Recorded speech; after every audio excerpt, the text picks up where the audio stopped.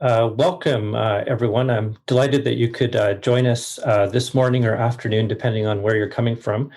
This will be a talk discussion called After the Pandemic, the Future of University Community Engagement. I just wanted to begin by recognizing that we're on the territories of the Musqueam, Squamish, and the Tsleil-Waututh peoples. My name is Amjad Hall. I'm director of SFU's Vancity Office of Community Engagement and the co-director of SFU's Community Engaged Research Initiative, and also wanted to acknowledge the support of SFU Public Square in supporting this event this morning. The title, After the Pandemic, the Future of University Community Engagement, sort of came out of a series of discussions that we've been having with colleagues across the country around the impacts of the pandemic across the post-secondary sector. As we said in the description, COVID-19 has profoundly disrupted the operating and economic logic of post-secondary institutions across the country. Even before the pandemic, though, social fractures, polarization, and inequality were already present.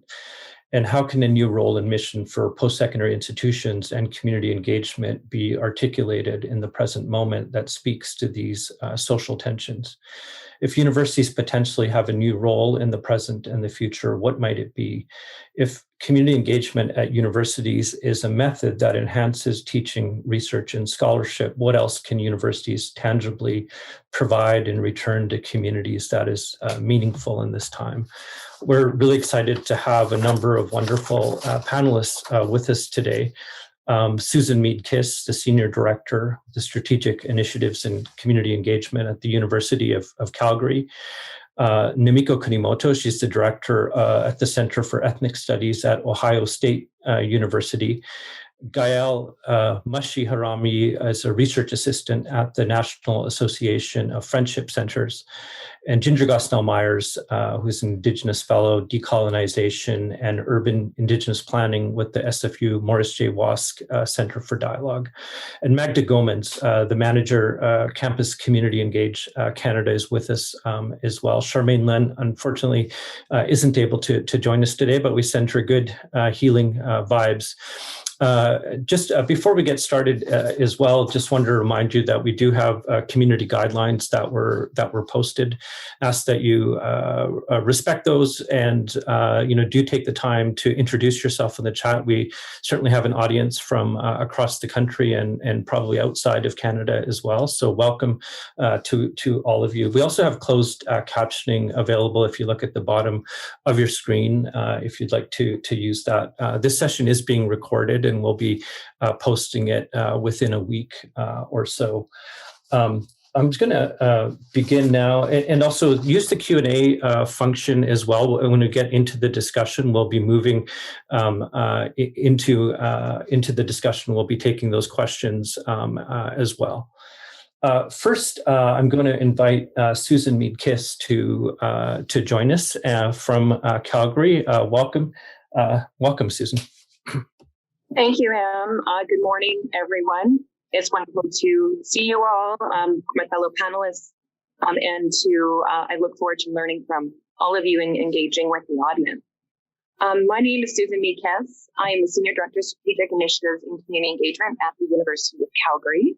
I worked at the university for about 14 years. I started in medicine and then joined our university relations team back in 2011, which is now actually part of advancement. And then 2 years ago, I was seconded to work with a collaborative team representing teaching and learning, research, and advancement to help lead the Carnegie pilot for the University of Calgary. The University of Calgary is one of 16 institutions supporting the Carnegie pilot, and we've been testing the Carnegie Foundation's community engagement classification for the last 2 years, and we are starting to prepare to co-create a Canadian framework that we hope will support our post-secondary communities and our broader communities as we continue to navigate this pandemic. I want to offer some territorial acknowledgements from where I'm situated. I join you today from Calgary, Alberta, And I'd like to take the opportunity to acknowledge the traditional territories of the people of Treaty 7 in southern Alberta. The city of Calgary is also home to Métis Nation of Alberta, Region 3. I want to start today by providing a bit of institutional context from the University of Calgary's perspective, what we're focused on, what our priorities are, and then I want to share some of the impacts of the pandemic in our campus community, but in our broader community, and then how we've been managing and navigating some of these challenges and working with others to create new opportunities. UCalgary is a global intellectual hub located in one of Canada's most enterprising cities. Our students thrive in programs made rich by research, hands-on experience, and entrepreneurial thinking. Back in 2011, we launched our strategic vision, our Eyes High strategic vision.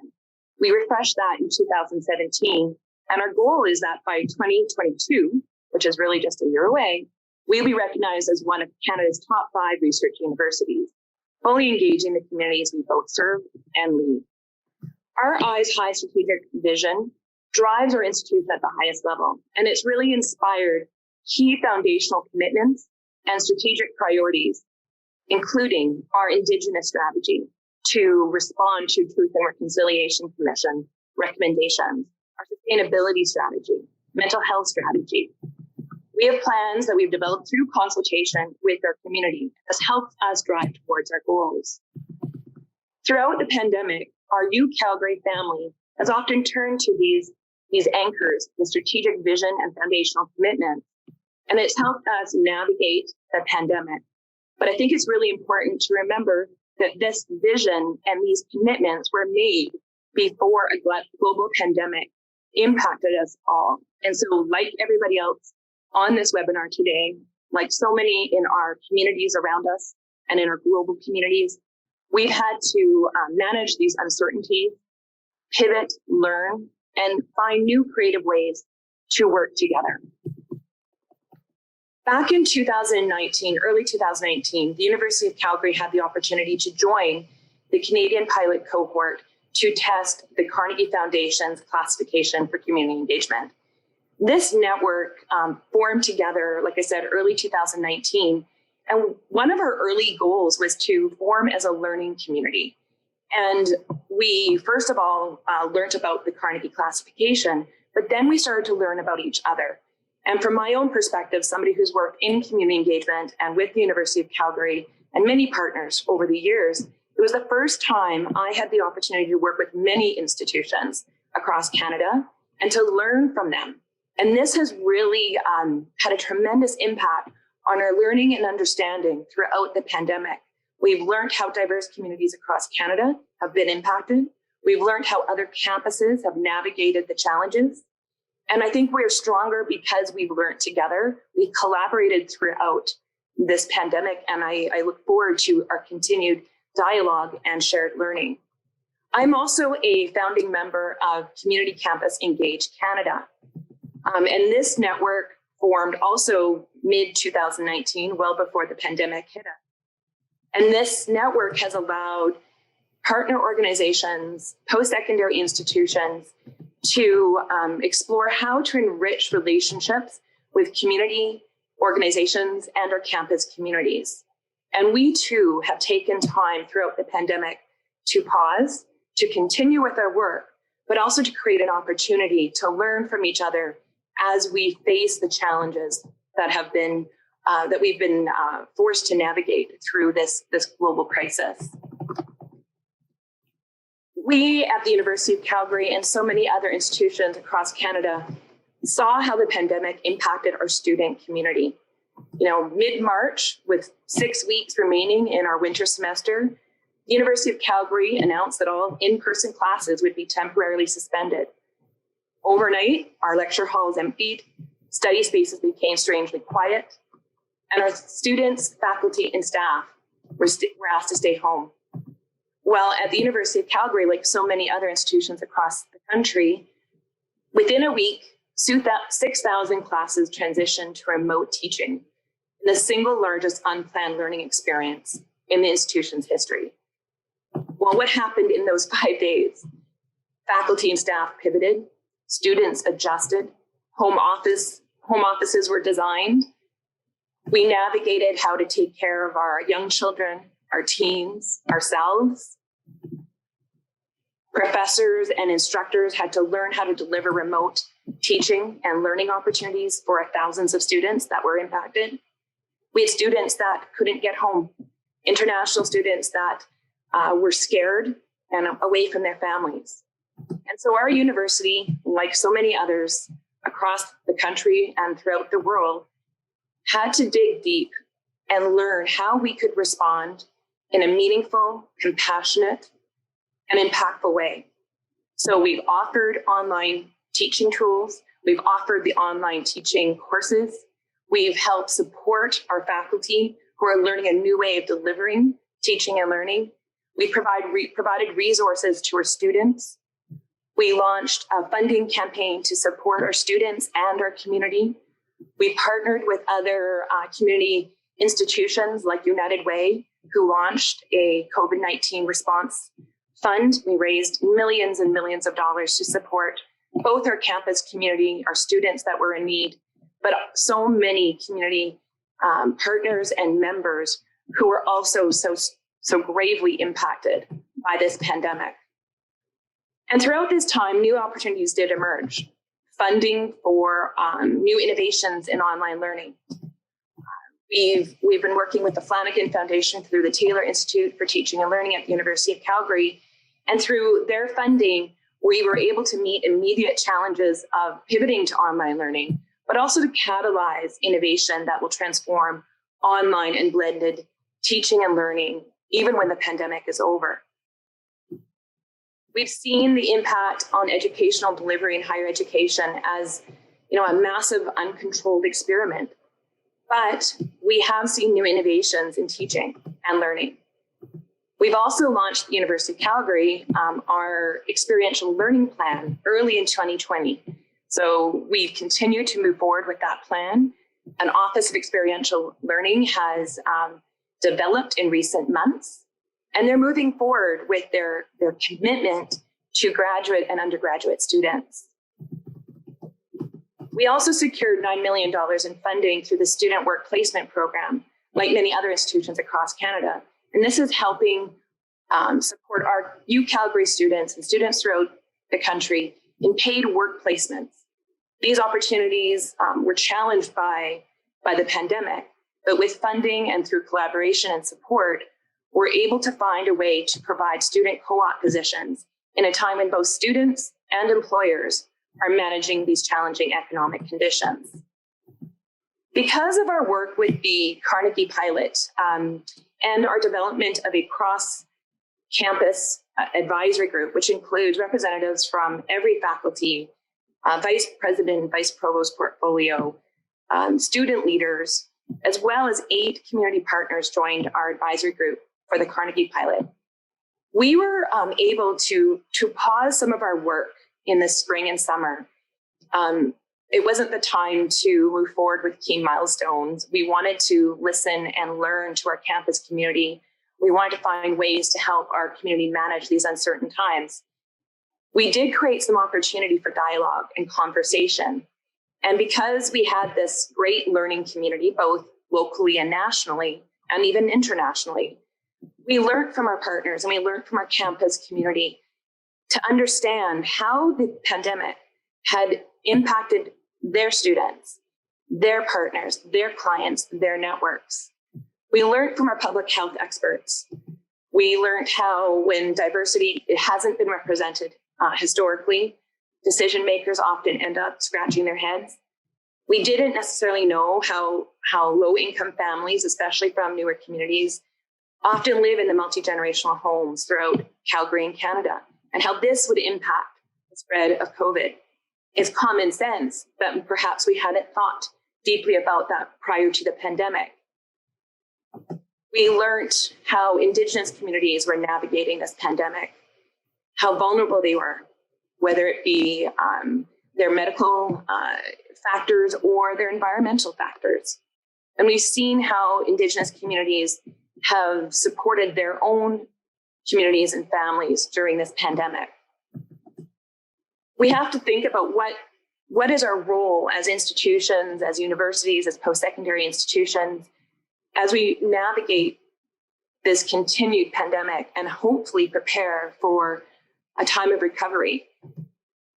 What is the role of our institutions? We need to be more nimble and collaborative and innovative in order to inform policy and to change policies, to be more responsive and proactive. We shouldn't be surprised by a pandemic in the future. We should have recognized some of the alarm signals that were being raised throughout the world. We should have rallied prior to the pandemic impacting us so significantly. But we can work together and to navigate this continued pandemic, but also new challenges that will face our communities.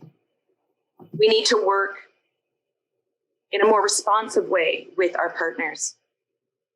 We need to take the initiative to identify and support new research endeavors, recognizing our partners have been impacted so significantly.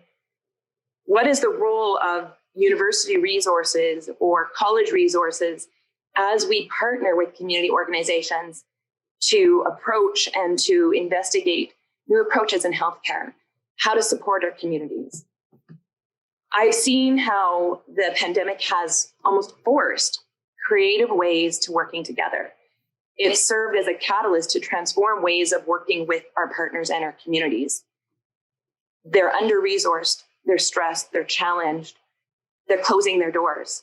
So what can institutions of our size and scope do to support that? We can provide human power. We can provide the knowledge and the tools. We can create spaces for dialogue and learning. I know at the University of Calgary we've done that, but we have more work to do. And so, as I mentioned, this advisory group that was struck to support our Carnegie pilot really created that space to learn from so many diverse perspectives. And for me, I've been able to identify the critical needs of our community as we explore the importance, the value, and the potential impact of creating a Canadian framework for community engagement. It's going to look a lot different than what it would have looked like a year ago. We've learned so much, and we have the responsibility to take those learnings and apply it to a framework and to new practices to really advance and transform community engagement in this pandemic and post-pandemic world. Other networks across Canada have also taken this time to learn and grow. I know you'll be hearing a little bit more from my colleague Magda with Community Campus Engage Canada. New research opportunities have emerged through that network. And we continue to work as a learning community and form new relationships and opportunities that will ideally support our work in the years to come. As University of Calgary responded to this crisis, we did return to our strategic vision and our foundational commitments. We strengthened our resolve to support teaching and learning research, to work in a more responsive and proactive and nimble way with our community partners. And we took the time, and we're taking the time to listen to our community and to understand their diverse needs. So many needs have been exacerbated by this pandemic. And so while we may have had earlier understanding of the challenges facing our local, regional, national, and global communities, we've had to dig a lot deeper to understand how a pandemic can exacerbate and truly impact an already unsettled community. We have, unfortunately, at the University of Calgary, navigated other crises and other difficult times. We were impacted by the Calgary floods in 2013. Our university had to respond. We closed our university for a number of days. Our students were, affected by the flood. Our faculty, staff, our community was. We developed new systems and practices to respond to that crisis. A year later, tragically, 5 students in the Calgary community were murdered, and 3 of them were from the University of Calgary. The suspect was from the University of Calgary, and we worked with other post-secondary institutions to navigate this tragic event. And it meant working with Calgary Police Services, working with these other post-secondary institutions, and working with these families and these witnesses that had suffered so bravely. And then we responded to the Fort McMurray fires. It impacted Alberta, it impacted the community of Fort McMurray, and we welcomed those from Fort McMurray to our campus. So I offer this just to explain how these difficult times really did help prepare our institution to navigate COVID-19. There's been a lot of surprises, there's been a lot of uncertainty. We still have a lot more work to do, but we had developed some systems and practices to support this journey. We've learned a lot through COVID-19, and I hope that these learnings and our collaboration with our partners and our campus community and these new networks that have emerged will support our continued learning and help us navigate more difficult times, because we know they're coming. When we have a shared vision, whether it's our institutions, whether it's our networks or our country, those shared visions and shared commitments help us navigate difficult times. They help us walk across a bridge over really uncertain, turbulent waters. And so while there have been no quick answers to this pandemic, we have seen greater collaboration, an openness to learning, and a willingness to work in a reciprocal, collaborative, mutually beneficial way. And I feel that those commitments are stronger today than they were 10 months ago. And that gives me hope. It gives me hope for our institution, it gives me hope for your institutions, and it gives me hope for our local, our national, and our global communities.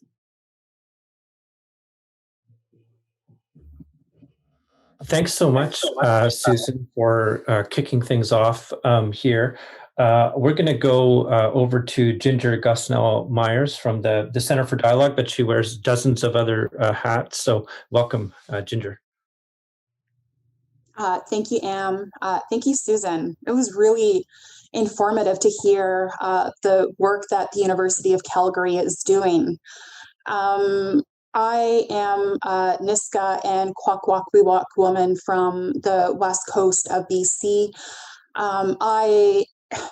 Yes, Am, I have a really hard time pinning down exactly what my area of expertise is, because I've spent my life as a practitioner and finding ways to develop truthful narrative about Indigenous peoples in cities. Because in absence of Indigenous peoples framing a narrative on who we are and what we aspire to achieve, we have a settler colonial narrative defining us.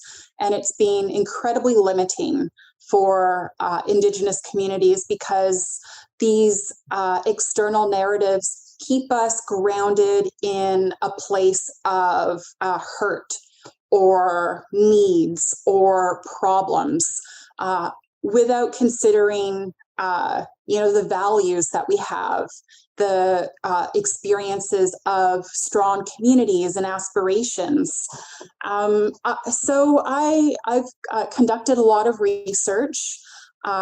Most notably would be the Environics Urban Aboriginal People Study. It's still the largest study of Indigenous peoples in cities in this country. And my learning from all of this that I continue to think about in relation to a post-pandemic world is how we don't focus on the identities of people in this country. Through my time at the City of Vancouver, where I was the first Indigenous Relations Manager, We were the first city in this country to officially recognize that Vancouver was situated on the unceded homelands of the Musqueam, Squamish, and Tsleil-Waututh nations, and recognizing that the only way we're going to achieve reconciliation is by daylighting and holding up these truths about Indigenous peoples and Indigenous lands. And my role was to help us get from where we were, our current state as a city and as a society was pretty rooted in stereotypes. And I think folks felt pretty stuck in terms of moving forward. Through adopting the TRC calls to action. I don't know how many of you have the little TRC booklet next to your desks. I read it every few months to remind me of the pathway that we need to be taking as individuals and as institutions. It's incredible how committing to daylighting truths about communities and peoples in this country, not just Indigenous peoples, is really the pathway to innovation and the type of country that really benefits all of us, not some of us, which is what the pandemic is making incredibly clear. We have a society where we have a lot of haves and a lot of have-nots, and this is by design. And Indigenous peoples in this country, around the world, really know best what it's like to live in a society where you are oppressed and you are marginalized by design. This is not a fault of our peoples or our cultures. And everyone through this pandemic is experiencing what it's like to not have enough to get by. And when I think about community engagement, I think about my work with First Nations communities across this country and how we need to frame how we engage with Indigenous communities so that they benefit, so that we use our tools as a university or as a municipality or another level of government or a philanthropic organization, that we take the tools from these institutions to help lift up communities, not just Indigenous communities, but we have multiple cultural communities in this country who are also feeling quite invisible and not reflected. And we use these tools to build a sense of community cohesion. And my time at the Center for Dialogue, at the SFU Morris J. Wosk Center for Dialogue, I've chosen to focus on urban Indigenous planning and policy because this has been my focus for the last 20 years, but with a decolonial lens. And there are a lot of, academic discussions on, what is decolonization within an institution? What is a decolonizing approach? And I would say that it is impossible to talk about decolonizing institutions because it really starts with the self. It really begins by understanding that our collective efforts maintain a status quo, either through political will or lack thereof, or our own inability to not embrace what we call innovation in all of its forms. Decolonization gives us an important lens to how powerless we actually are as individuals to make change or to accept change or to embark on the risks that would provide us with a different outcome. And when we're looking at the roles of universities in a post-pandemic world, when we're looking at universities in regards to community engagement, how it's currently framed, especially with Indigenous communities, is as an outsider, coming in to a community. It's very simply placing a request to either talk to community members or to convene community members with some questions that the researcher or the institution feels would benefit academic discussion. And then you convene people, and then, you're providing your lens and your interpretation to what is being said. And then you take what is being said away, and you, through the reinterpretation of what you've heard, you provide your understanding of what the current state is, or your understanding of what this community needs, or who this community is. And I have to say that as an Indigenous person who's been working in universities and cities across this country, that the majority of Canadians still do not understand Indigenous peoples in this country. We tend to talk about Indigenous peoples as this monolith group. Indigenous peoples, bam, it's taken care of. But without doing the work to understand that, we're not just a group. We are nations, we are communities, we are cultural communities, we are different language groups. I, for one, am Nisga'a, and I'm also Kwakwaka'wakw.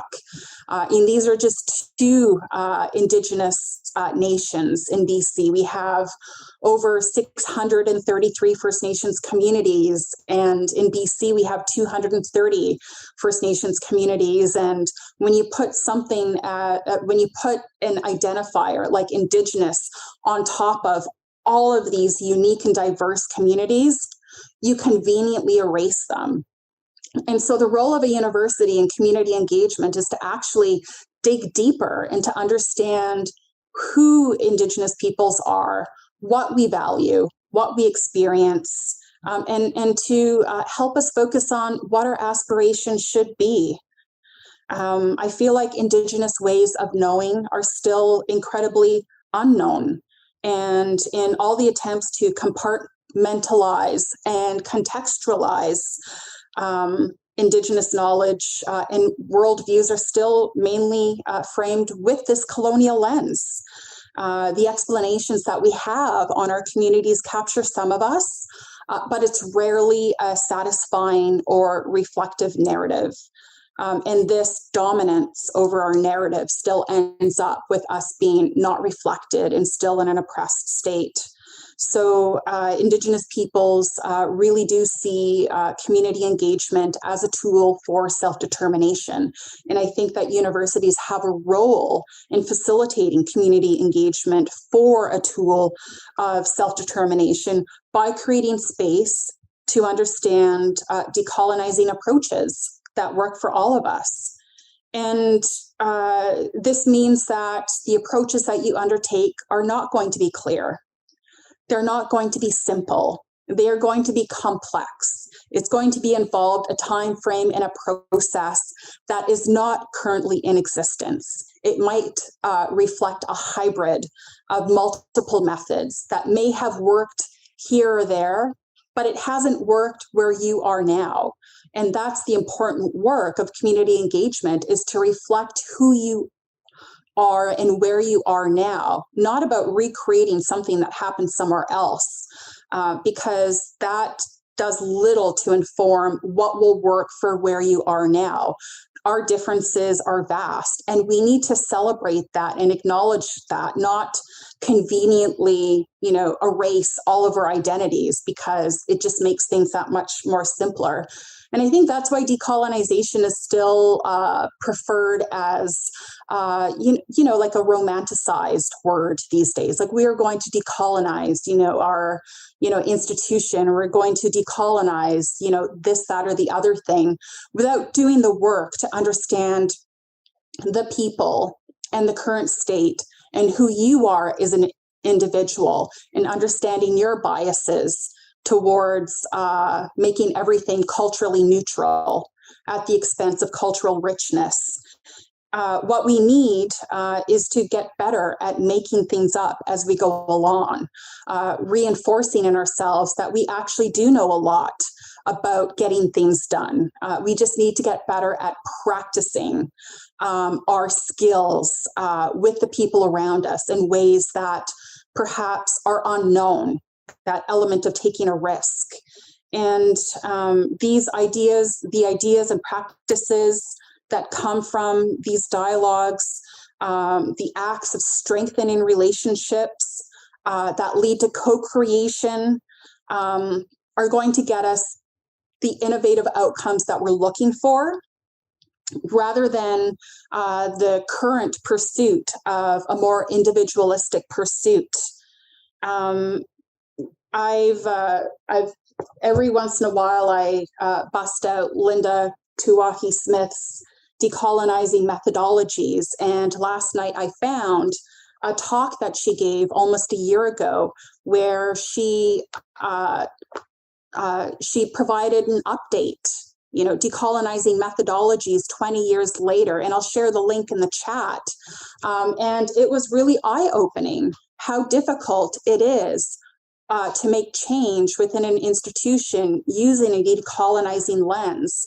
And for those of you who are interested in pursuing different ways of working together and engaging communities and coming up with new approaches, really recommend exploring Linda's work and this new presentation that she's provided. Because, and I'll wrap up in a second, what she so eloquently elaborated on is that for Indigenous peoples, we really do want to talk about what has happened to us as Indigenous peoples, to try to make sense of it and to determine how we could both move from understanding the current state to a future that we don't often talk about. We need to become more aspirational, and we need to get better at co-creation.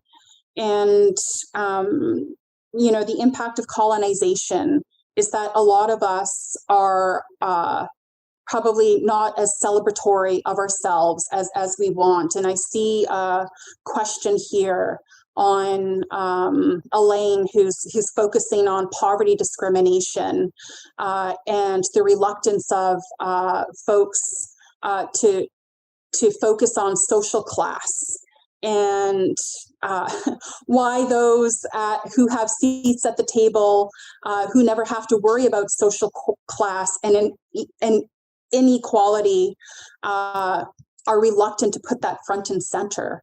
Absolutely, we need to start digging deep into these things that are not convenient and don't necessarily reflect people at the top. They need to reflect the people who are living everyday lives and whose narratives have not been told.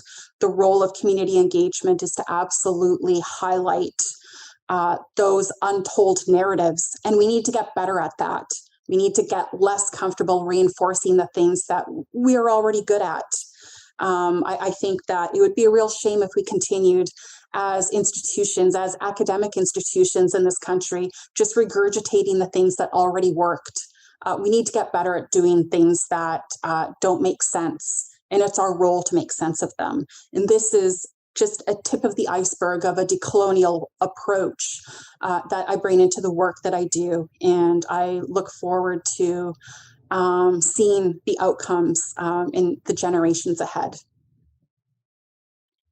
Thank you so much, Ginger, for sharing those powerful words, and look forward to further discussion. Next, we have Namiko Kunimoto, the Director for the Center for Ethnic Studies in Ohio State University. Welcome, Namiko. Thank you so much, Am, and thank you so much to Ginger and Susan. I'm learning so much while I'm here. Let me just give you a really brief introduction to what I do. I also have, I suppose, as Ginger said, many hats. I'm the associate professor and I study Japanese art history at Ohio State University. I did a BA and MA at UBC in art history and anthropology, but really today I'm here as the director of the Center for Ethnic Studies at Ohio State. And to be honest, I think I'm in that position because there just has been a lack of people doing activist work on campus, and we've had a lot of loss of faculty of color at OSU when we haven't had strong retention packages offered. So as Am said, my name is Namiko Kunimoto. I use the pronouns she, her.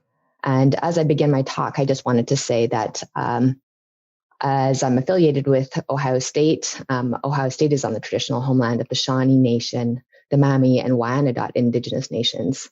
And of course, we have a broad range of Indigenous people who still call Columbus home today.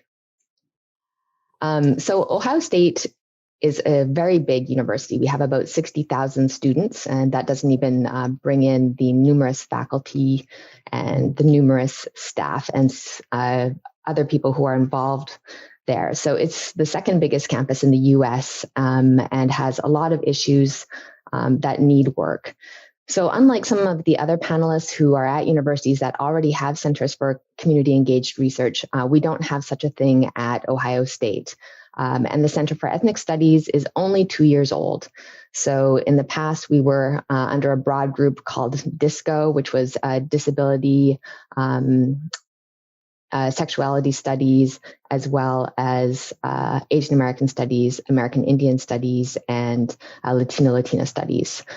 So I've been involved with helping to build the Center for Ethnic Studies, and that center is an umbrella unit, again, for, it's actually called American Indian Studies there. That's what it's called in the States. Asian American Studies and Latina Studies. And we have a separate department for African and African American Studies, who we also work with. But in terms of the pandemic, like many people, the pandemic worsened a situation of systemic racism that was already ongoing for us, and also created a very strong impact in terms of the budget. And so the Center for Ethnic Studies was impacted directly, as well, of course, as all of our students and faculty. But right from the start, I think it really laid bare some of the inequities that we have even within faculty. So for example, I've been Asian American Studies Director, our American Indian Studies Director, as well as our Latina Studies. All three of us had children in the public schools in Ohio, which have not been open since last March. So there's been absolutely no childcare or school. There's been virtual school now, but in the spring there was nothing. So everyone is working at home, all three of us with elementary school children. And this really lays bare the disparities because, for example, in my department, which is a history of art department, I am the only person with a child in the public school system. Many other faculty take their children elsewhere. Some refer to it as white flight because there are more Black students in Columbus public schools than there are Black students in terms of population. So this was one of the issues, is that all of us basically had to deal with childcare as well. And then our American Indigenous Studies Director also became sick with COVID, and we basically had no one to fill that position while he was recovering. So this is another way that we were directly impacted. And then the worst was the budget crisis. So in my own personal view, I see many bigger institutions taking this moment to really put another nail in the coffin of the humanities. And there were huge budget cuts to OSU and to many universities. As I see it, I see many Canadian universities faring better. And I think here in BC, because there is more provincial support, that may be why. But at Ohio, with the Republican government, we faced big cuts. And so there were two kind of factors coming together. On the one hand, OSU was taking steps to try and acknowledge existing racism and the BLM movement. So they were offering these very large $1 million seed packages for researchers. But who benefits from these large seed grants? The benefits were going largely to white, male, upper middle class tenured profs. So really the most elite at the university were offered more money so that they could study racism. Well, on the other hand, the humanities dean announced that they would be cutting all of the faculty lines for the Center for Ethnic Studies. So faculty would receive no compensation. Of course, this was a euphemism for basically closing down entirely the Center for Ethnic Studies. And I spent much of my time in the fall and the spring just fighting for the continuation of our programs, and offered that I would dedicate my time to exposing the hypocrisy of OSU if our funding did not get reinstated. Just to make it obvious, all of those faculty lines were minority faculty, as I said, many of us first generation students like myself, also non-cisgendered faculty, and our graduate students who are also minorities lost their graduate student assistantships. So this was a huge financial cut, and really at a time when we should have been there to offer support to underrepresented minorities at OSU, both on and on campus.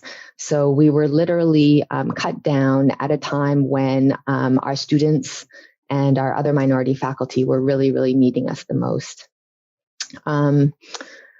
So after much fighting, we did manage to get our faculty positions back. We did not get the graduate assistantships back, but I did get a grant called Building Anti-Racist Ohio for $60,000. And through that grant, I was able to rehire one minority graduate student back, who is also a first-generation student. So from there, we started to work towards doing events on campus and outreach. These were all virtual, to try and reach out to our community and find out what was happening. And this was also a multi-tiered strategy. So on the one hand, I was getting a lot of media interviews about racism towards Asian Americans during the pandemic. And indeed, there were attacks and racist incidents both on campus and off campus in Columbus, Ohio. But one of the things that struck me about these news stories was often the reporter was coming at the angle that, oh my gosh, there's been racism towards Asian Americans, as though this were a new experience and not actually bound to structural racism and historical racism that has really built the communities that were affected. And also a total blindness in terms of what communities make up the Asian American community. So, for example, in Columbus, that would be the Hmong communities or Vietnamese refugees, as well as perhaps some wealthier East Asian communities. But really the model minority myth, I think, is really, really predominant and strong, and really blinded people to understanding how actions in the US, both in the past and under Trump, have allowed this kind of racism to continue. So the Center for Ethnic Studies was working on holding groups, meetings for our Asian American students and faculty to sort of come together, while also trying to debunk model minority myths with the media. We also had started to organize some community engaged events via Zoom, where we brought in the Native American Indian Coalition of Central Ohio. And again, these are terms that I understand are not really what we would use in Canada. I myself, as a Canadian, would prefer some different terms, but these are what the groups are called.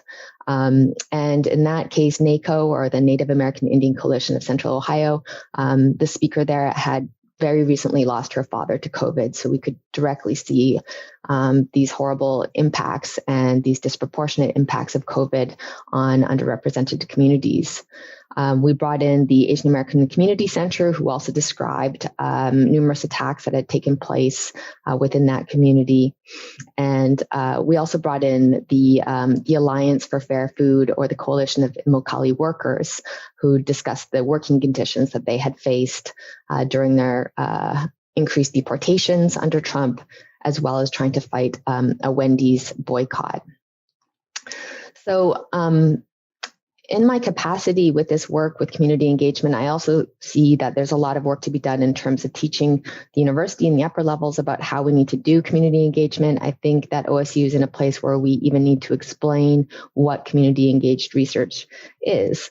But on the other hand, I also think that there's a strong need for mental health support of our communities, and also just coming together so that the storyline isn't one of look at these victims, look at these poor victims. So we have worked on and are planning to do more events that are featuring, the music, arts, and performances of Latina students, Asian American faculty, and Indigenous students and faculty, together with some of the off-campus groups. So, for example, we worked with a group called Be Quick Black, Queer, and Intersectional Columbus for some off-campus workshops. And those are more geared to kind of support our own community and to build up our own communities rather than to sort of educate the upper elite. I think it really needs to be a two-pronged strategy in that respect. That is a way we can also celebrate our resilience and both, beyond the pandemic and show that, these kinds of changes must be made and that we are strong enough to survive these kinds of things. I think that's probably the main points I wanted to bring up, and I'll pass my time over to the next person. Thanks so much, Namiko. Namiko and I have known each other for 25 years since we were on a student group at UBC called Action Now, but that was many years ago. I'm going to ask Gael Mashi Rahamwi to join us to speak next. She's a research assistant with the National Association of Friendship Centers. Welcome, Gael. Thank you so much, Em, for including me in this webinar and being a part of this amazing group of panelists. I would like to begin by acknowledging that the land on which I currently am residing from is the traditional unceded territories of the Algonquin Anishinaabe people, and I'm just so grateful to have the opportunity to be present in this territory. Again, my name is Gael Mushirahamwe. My pronouns are she and her, and I am the research assistant at the National Association of Friendship Centers, and I've been working there for about a year and some change. Just to provide a little background information on the National Association of Friendship Centers, which I'll be referring to as the NAFC. It was established in 1972 to represent at a national level the growing number of friendship centers emerging across Canada. The NAFC is a network of over 100 friendship centers and provincial territorial associations, PTAs, from coast to coast. And friendship centers are Canada's most significant offers of Indigenous service delivery infrastructure and are the primary providers of culturally enhanced programs and services to urban Indigenous residents. They've been facilitating the transition of Indigenous people from rural, remote, and reserve life to an urban environment. For many Indigenous people, friendship centers are the first point of contact to obtain referrals to culturally based socioeconomic programs and services. And so for today's webinar, I would like to shed light and share the efforts made by the NAFC to ensure community-driven research and ethical/just research partnerships at a local level through the creation of our research framework and screening tool. And by presenting our research framework, I will simultaneously try to answer one of the questions presented in this webinar, which is, if community engagement at universities is a method that enhances teaching, research, and scholarships, what else can universities tangibly provide in return to communities that is meaningful in this time? So the NAFC believes that in order to move beyond the current state of Indigenous research in Canada, there requires a cultural shift at the systemic level in the current research environment. And in order to achieve that shift, there requires a coordinated effort by all researchers, academic institutions, and those who work within the research institutions that perpetuate the current culture. These efforts must be undertaken in the spirits of reconciliation and be grounded in a willingness to change. And one of the steps towards creating that change is by recognizing that research is meant to contribute to improving the life circumstances of Indigenous peoples, and including those in the urban environment. And this can be achieved by ensuring that research is driven by communities using methods and knowledge systems that are reflective to Indigenous peoples themselves. And so the NAFC has committed itself to seeking that systemic and cultural shift or change within the current research environment, and has also taken the necessary steps towards ensuring that future research is conducted and continues to be conducted in a manner that respects the rights of Indigenous people to self-determine in all aspects of their lives. And we had begun that work through the development of a community-driven research framework. So the first step for the development of this research framework was the community engagement process that was known as Research is Medicine Towards an Ethical and Sustainable Urban Indigenous Research Ecosystem. And even within these first steps, it really showcased the NAFC's commitment towards producing a research tool that is community-driven and that represents the needs and wants of communities in terms of research. And I'm just going to share some of the goals of this framework, which were to support and engage in community-driven research, to support and build upon existing community capacity and expertise, to promote, preserve, and protect Indigenous knowledges and knowledge systems, as well as languages, cultures, and practices, just to share a few. So again, one of the main reasons why I chose to share our research framework was to have the opportunity to also highlight a few of the main components of the framework, which I think align well with today's topic.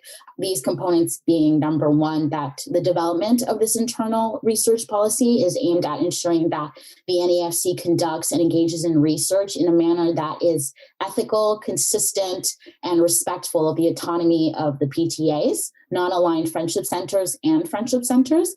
And number two, that the development of our research screening tool is aimed at guiding those that wish to partner or engage with the NAFC or friendship centers in research-related activities through an application process.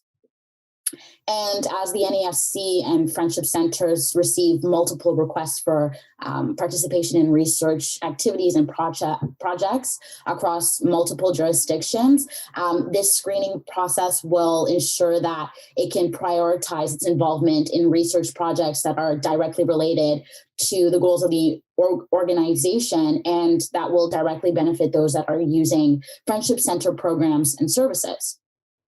So this leads to my attempt in answering the question presented in this webinar, which is, again, what can universities tangibly provide in return to communities that is meaningful in this time? And I think I would say it's continued efforts and commitment towards ethical and respectful research partnerships and collaborations. The framework does a really good job at highlighting ways in which researchers can strengthen the relationship with communities and friendship centers. And also just wanted to add that it's not just for friendship centers. This can be used, honestly, by anyone. So again, examples of this would be supporting and engaging in community-driven research, supporting and building upon existing community capacity and expertise, and promoting and preserving and protecting traditional Indigenous knowledges and knowledge systems. And so when looking in the context of post-COVID and the things that I just mentioned, an example of a way in which universities can showcase their commitment and efforts towards ethical and meaningful research partnerships and engagement would be by having communities lead the process of identifying research priorities, and also having researchers respect the fact that communities are the experts.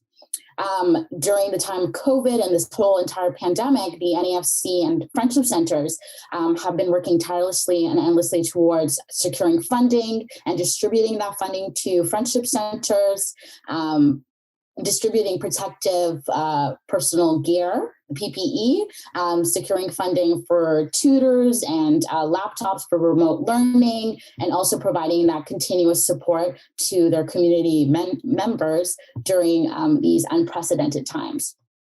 So that translates into communities having a better understanding of how COVID has impacted communities and community organizations. And because of that, communities are the experts when identifying the needs, protocols for engagement, data collection, and the protocols that must be followed in order to carry out any COVID-related projects, for example. And even beyond those steps, having these research and academic institutions respecting and obliging with the fact that communities must retain the intellectual property rights for any traditional knowledge that is included in the research. Communities, knowledge keepers, and elders having direct access to this knowledge and having a method of accessing it being documented explicitly in the research agreement, and also respecting the fact that sometimes these community organizations may not want to participate in any research project that is being currently presented to them. And so at the end of the day, I think it's really important for to remember that communities often see community-driven research and even these forms of engagement as an opportunity to share and communicate their experiences, realities, and histories in a way that matters to them and that also makes sense to them. And so once researchers and even these academic institutions, universities understand that, that's a step towards the right direction in terms of having stronger community campus engagement and relationships. And yeah, I think that I kind of also echoed a few of the sentiments shared by Ginger, and yeah, thank you. Thank you so much, Gail. Such an important intervention. Thank you for sharing that info. We'll make sure that the resources also get out to people who are on the webinar today. Next, we have Magda Gomans, who is with Community Campus Engage Canada, a national network. Welcome, Magda. Thanks so much, Sam. Hi, everyone. I'm Magda Gomans. I'm manager at Community Campus Engage Canada, and I'm speaking to you today from Ottawa, which is located on the traditional unceded territory of the Algonquin Anishinaabe peoples. And I'm very happy to speak to all of you and to have heard from all these really great perspectives on the panel today, and who are obviously thinking very much about the issues that we're speaking about today. And so I'm going to speak a bit now about how we're working within Community Campus Engage Canada in collaboration with post-secondary institutions and with community-based organizations to address pandemic challenges and to think about how we may all move effectively through and beyond this pandemic. And so Community Campus Engage Canada, or CCEC as we call it, works to meaningfully support participants in community campus research and learning partnerships across the country. We support members of community-based organizations that participate in these partnerships or that may want to participate in these partnerships, as well as engaged post-secondary faculty and students, and as well as staff and brokers working in community campus engagement offices, either in institutions or within nonprofit organizations. And a primary focus for CCEC is on supporting the conditions for community-driven or community-first research and learning partnerships. And so essentially what that means is, trying to support partnerships that adequately recognize and incorporate community-based expertise and that equitably involve communities in the design and the implementation of projects. And we've heard, from Gael just now and from others, how important that control really is. And that the design of this work. One significant way within our organization that we're working to support equitable and just community campus partnerships is through a large community of practice, or what we may also call a knowledge sharing community that we've been building across our CCEC network. And this is an active and evolving space. It's a space where community-based organization members, or engaged faculty and others involved in these projects, they can basically share experiences from their own unique contexts. They can share ideas about successful community and partnership strategies and ask questions, or maybe let others know as well about their research needs. And so within this knowledge sharing community, through events like virtual discussion sessions that we've held, webinars, or opportunities to collaborate on reports or case studies, that kind of thing, we're essentially fostering a process of social learning among community engaged peers.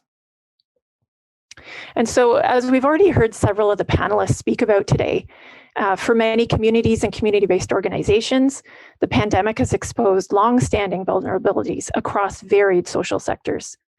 But we've also witnessed over the past months how organizations in many cases have come together within communities and how post-secondary institutions have partnered with communities to provide critical support. And I know that Susan earlier was speaking about some of that critical support and those critical partnerships that happen with post-secondary institutions within their communities. And we've also seen shifts in research priorities. So, for example, in areas exploring strategies for mitigating social isolation and trying to understand perhaps the differential impacts of COVID on marginalized groups. So at this stage in the pandemic, when we're all hoping, to be able to see the light at the end of the tunnel, within CCEC, we're working with others to support some of these in-depth discussions that position COVID recovery as an opportunity not just to heal, but to potentially transform societies. And so we've partnered with the University of Regina's Community Engagement and Research Center on a series of outreach activities that are going to take place over this year. And they're all going to occur within a project that we've titled Seizing the Moment, Exploring Just and Sustainable Pandemic Recovery Through Community Campus Partnerships. And this project's been funded by a Social Sciences and Humanities Research Council Connection Grant. And through this project, we're going to be bringing together post-secondary institutions and nonprofit, community-based organization participants for a series of regional, cross-sectoral, and cross-Canada conversations about community challenges and strategies related to the pandemic, and about potential avenues for community campus partnerships to help mobilize some of these ideas for just and sustainable ways forward. And so this project involves 3 main outreach activities that are going to take place over this year. The first is a 2-day online workshop that's going to be taking place in May or June. The first day will mainly involve regional scale discussions involving about 5 or 6 regions across the country. We're still sort of developing the framing for that. And the second day will be set up for some cross-Canada discussions. Another major event that we're going to be supporting is a post-workshop webinar and discussion session series. And we hope that that series will help to promote the continuation of these workshop discussions and hopefully provide some additional opportunities for participants to collaborate and perhaps build research networks in response to these COVID challenges. And then another third major aspect of this project is we're going to be developing a project webpage to make space to essentially keep the conversation going among project participants before and during and hopefully long after the workshop. It's also going to be a place to house information resources to share among participants. So for example, research reports, academic articles, webinars, links to blogs, that kind of thing, that have already been developed related to the pandemic. And we've had some very generous commitments from different institutions and organizations to share their resources within that webpage. And so we hope to get that assembled and up and going pretty soon. And then within that webpage, we also hope to house resources developed from this project. So video recordings of workshop sessions, blog posts associated with this project, and eventually a project report that will draw on and be developed by all who participate in these events. And so we see several areas of focus within this effort. One is to leverage our diverse community of practice or knowledge sharing community, as I was saying, to meaningfully explore all these many multifaceted challenges that are associated with the pandemic. And we see some great possibilities here as well through this process over the year for adaptive learning. As participants share their experiences in real time as the months go on, to address these evolving situations. I know that, what we saw almost a year ago now is very different from what we see now, but there are many similar challenges that we're still experiencing. And we anticipate by the end of this year, I'm hopeful that things will look much brighter ahead. But we're also conscious of the challenges of this type of research. And so we're thinking, in terms of trying to make space for all within these conversations, particularly as all of these engagements will inevitably be over virtual platforms. I know all of us have had a lot of practice with that, but we're definitely going to be thinking through different challenges in terms of accessibility, trying to ensure that all not just can, check in and participate, but that they can have an active voice if they choose to have one in this. And so we'll be thinking, through the technology and through thinking about the logistics of being able to, raise your virtual hand to participate among a potentially quite large group of participants. And so this project will also focus on a potential for cross-sectoral approaches within communities and across regions. And these conversations will often be structured with the goal of breaking down silos and really thinking about interrelationships of needs and approaches across social nonprofit sectors and across academic disciplines as well. So, some of the obviously some of the areas that will be involved in these conversations with many, many more are public health, Indigenous concerns, food security, elder care, poverty reduction, these kinds of things. And throughout, we'll be focusing on community-driven approaches to examining these needs and to developing strategies, and hopefully looking forward to potential community campus partnerships that could be inspired by some of these conversations.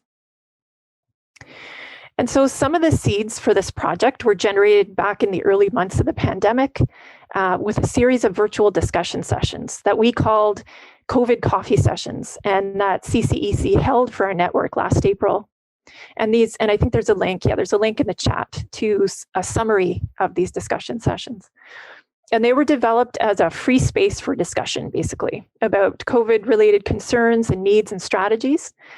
And we had some really good participation in those sessions from many different perspectives, including post-secondary perspectives. And so academic participants in these sessions, they had a lot of questions and concerns about how to engage with communities during that initial period last year. As we've already heard, some examples of engagement and strategies for engagement from other panelists today. But those participants, they were unsure about how to sensitively reach out to community partners without being a distraction or burden. They spoke about their concerns about the potential for exclusion of some community partners and populations in virtual environments, which we know is an ongoing concern and an ongoing challenge. They also expressed concern about the potential for reduced focus on or support for research related to community issues not perceived as directly related to the COVID crisis. So for instance, a reduced research focus perhaps for communities in areas of community ecological sustainability. But many academics, they also saw a potential within this crisis in really re-examining how post-secondary institutions can work in and with communities. So thinking about innovative ways of sharing ideas and resources, perhaps. And I know others on the panel have spoken about that already. And so within this current Seizing the Moment project that we're currently working on, we see some really broad opportunities for participants in these activities to gain a deeper understanding of community perspectives and needs and successful community strategies at this time, and to really think about how to apply the learnings from these activities to other future challenges through other cross-sectoral and cross-disciplinary collaborations. And so some of the big questions that we're aiming to ask within these conversations that take place within this project include: how has COVID impacted the Canadian nonprofit sector in a general sense? And then looking more deeply at what adaptive strategies have been implemented, what have community-based organizations learned over this time about themselves perhaps, about their communities, or about supports available during times of crisis. We'll also be asking what kinds of research priorities have emerged for community-based organizations now. And we will imagine, a great diversity of priorities there. And what kinds of options exist for interorganizational and interdisciplinary collaboration to navigate through this current situation. And towards the end of the workshop, we also hope to talk about basically how can we apply some of these cross-sectoral and cross-regional learnings to building resilience to other future large-scale disruptions. So for instance, climate change, of course. So we sort of have it's a bit of an ambitious agenda for a 2-day workshop, but we do have these post-workshop events and this ongoing webpage, as I said, in hopes of really keeping that conversation going. And so I think I'll just conclude now here by saying that we're very, very excited about this project, about these opportunities here to learn from others and to support some really meaningful exchange of perspectives and ideas, and essentially to draw on community and academic expertise from across the country. And even in the planning of this project, when we submitted an application to SSHRC for this project, we had received quite an enthusiastic response from many post-secondary institutions across Canada that had contributed letters of support for this effort. And we really see that as reflecting a strong desire among academics to participate in this kind of knowledge exchange with communities and with the nonprofit sector. And after this project's complete, we really hope, as I've mentioned a few times now, to continue to keep that conversation going and to build some meaningful ongoing activity out of these conversations. So, for example, we hope that one result of these efforts could be to develop another future Pan-Canadian action research project that could address some of the issues that are brought up in these discussions in more depth and over time. And so thanks very much, Am, for inviting me to be part of this discussion. Thanks so much. Great. Thank you so much, Magda. I'm going to ask all the panelists to turn on your videos and audio so we can we have some time for questions and comments as well. Thank you so much for all of your perspectives. I feel like we covered a lot of ground in a really short amount of time, and there's still so much more to talk about. And that's why we'll be back in the fall, in the spring, because the conversation will be evolving. There's a lot of conversations happening inside of the institutions that we work in about the future. There's been online learning and these types of things. But I'm wondering if you could speak to what you think the universities should be doing better right now, and any ideas that you would have that ought to be considered. I'll just throw that open to any of you who would want to jump in on that question.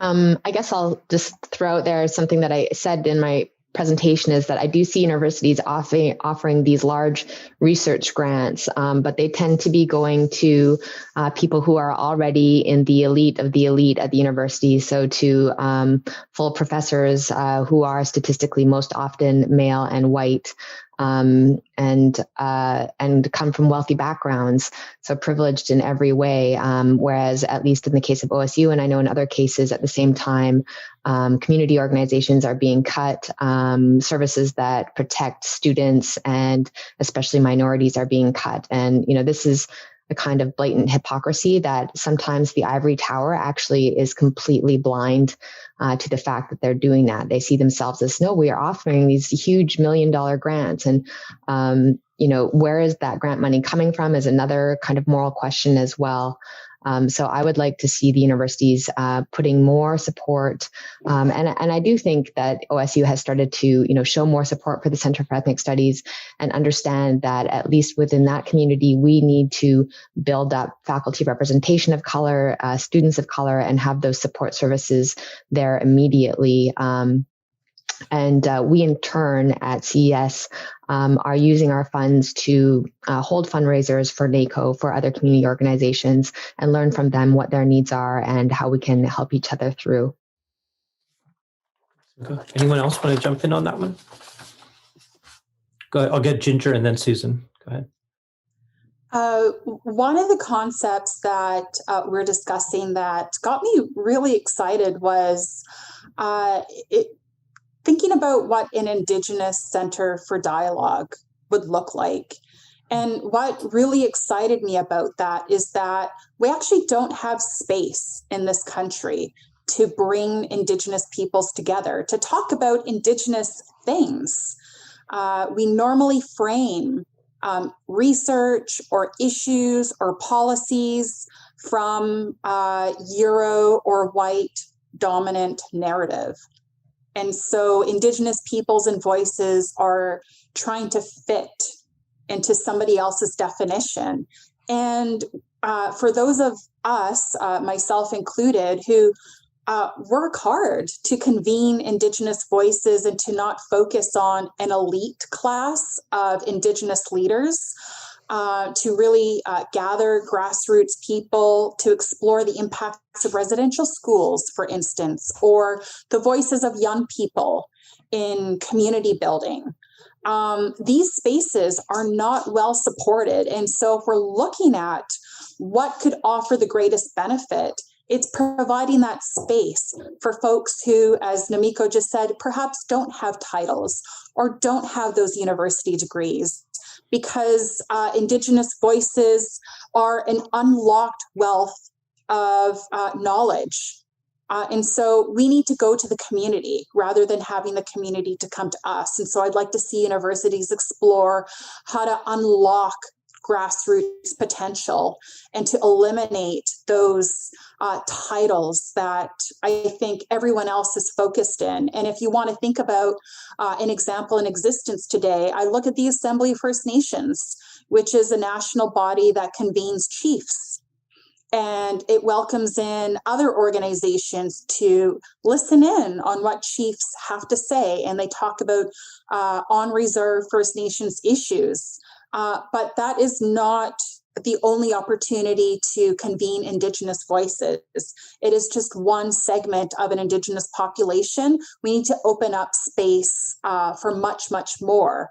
And from there, who knows what other opportunities for relationships can be built. Thanks, Ginger. Susan? Thank you. Yeah, building off of Ginger's comments, I think when we're trying to create space for learning and dialogue with our Indigenous communities, we also have to remember to appreciate the challenges that they're facing in their communities. When we're working in this virtual format, are we providing the technical support? What challenges are they facing with the internet? We've worked with elders at the University of Calgary where they've been invited to provide a blessing or to share their perspectives during a virtual format, and it was windy that day. We weren't able to connect. So being appreciative of the challenges that so many diverse communities are facing and creating opportunities to still listen and learn and finding creative ways to do that and to provide the supports so needed to ensure that dialogue and those relationships continue to grow. Another area that I know at the University of Calgary that we're focused on is learning more about equity, diversity, inclusion, learning more about the diverse needs of our community. And recently, an EDI survey was launched through our new Vice Provost, Equity, Diversity, and Inclusion. And it's the first time questions around what diverse needs our members of our campus community actually have. And with that information, more appropriate, more responsive programs and services can be provided. So continuing the learning, doing the research, tracking, and finding a way to share the results. Now is not a time for competition. Now is a time for sharing and collaboration. So what happens in Ontario can help Alberta. What happens in BC can support work done in Manitoba. So breaking down some of those barriers and sharing the knowledge, the research, and the results that we're achieving. There's a question in the chat related to social class and from Elaine, and just related to equity, diversity, inclusion, and sort of the erasure of social class inside of universities. And wondering if any of you could speak to that. And we're getting a little bit close to the end as well. So maybe what I'll do is just do a 1-minute closing round. If any of you wanted to address that question or share any final thoughts, that would be great. And maybe I'll start with Magda. Thanks, Sam. I just wanted to start by saying thanks very much for being able to be part of this event today. I certainly appreciated hearing from everyone and having the opportunity to share.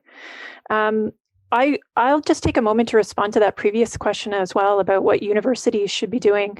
And I would say beyond what was being said and in agreement with that, that focus on diversity, on highlighting diversity and being responsive to these different perspectives, also being ready to change and adapt as situations change. As we know over this year, situations change one way and then back again, and different populations are affected in different ways.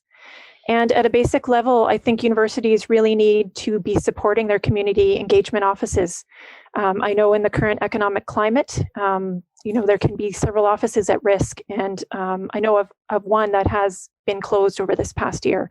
And that's a huge loss for the community partners in those areas who had these spaces to directly work with institutional partners. So with all of that and conscious of the time, I'll just say thanks again. Yeah, thank you. Gael, would you like to share any closing thoughts? Again, thank you so much for inviting me and allowing me to participate in this webinar. I agree with a lot of the things that are being shared in today's webinar. And again, I think echoing the fact that there is a new definition of researcher emerging that possesses different qualifications and a wealth of knowledge that can greatly benefit the research environment. And so by embracing the fact that it's not just, again, a white cis university male that can conduct valid and productive research, but knowing and acknowledging the different forms of knowledge that is available will greatly benefit not only, the university sphere, but also community in itself. And again, acknowledging that communities possess that wealth of knowledge and expertise in really enriching that research experience. So again, thank you. Yeah, thank you, Gael. Namiko?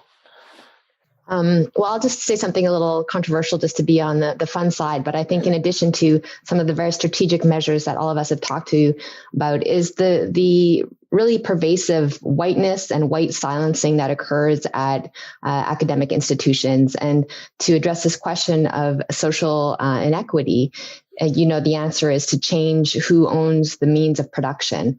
And so I think there needs to be a strong call for administrators and leaders in universities to not be white. There is just almost majority, always majority, but almost complete whiteness at the institutions that I've been in Canada and in the United States, with, sometimes some token leadership positions, but by and far is led by elite white cisgendered people, but almost always white, who understand themselves to be progressive liberals, but often are extremely ignorant about systemic racism and the ways that it works. And that creates an institution that silences and where whiteness prevails. So I would call for leadership changes as soon as possible. Great. Thank you so much, Namiko. Susan? Thanks. I'd recognize the time. I just want to thank all the panelists for sharing your perspectives and your expertise. It's been a really wonderful learning opportunity for me. So thank you. I really appreciate it. And I just wish everybody well as we continue to navigate difficult times. Stay safe. And I wish you and your families and your communities health and well-being. Ginger? I really hope that we take more time to understand what systemic change looks like and feels like, and the pathways to get there. And as Namiko said, this is not going to be an easy interrogation of the powers that be and becoming comfortable with what we're not good at and the unknown. But that is exactly what needs to happen. I think we're very comfortable in our status quo. And universities as places of knowledge absolutely are the right places to interrogate new ways of knowing and lifting up communities and voices that haven't been supported. And we know this. So let's do better. I just want to say thank you so much, Ginger, Susan, Namiko, Magda, Gael. This was just really meant to kick off and start off a conversation that's going to be longer and ongoing, and we'll be back in the fall and the spring to carry it forward as these conversations emerge. But you all said such important things about the way our institutions need to change and to change quickly to actually be responsive to the language that they use and the claims that get get made around community engagement. And I wanted to thank our partners, Public Square and SFU's Community Engaged Research Initiative. And thank you all for joining us as well. We didn't know how many people would come, but we had at some point about 100 people joining us today. So thank you so much, and we'll get out other information to you through the listserv. So be well, and we will see you soon. Take care.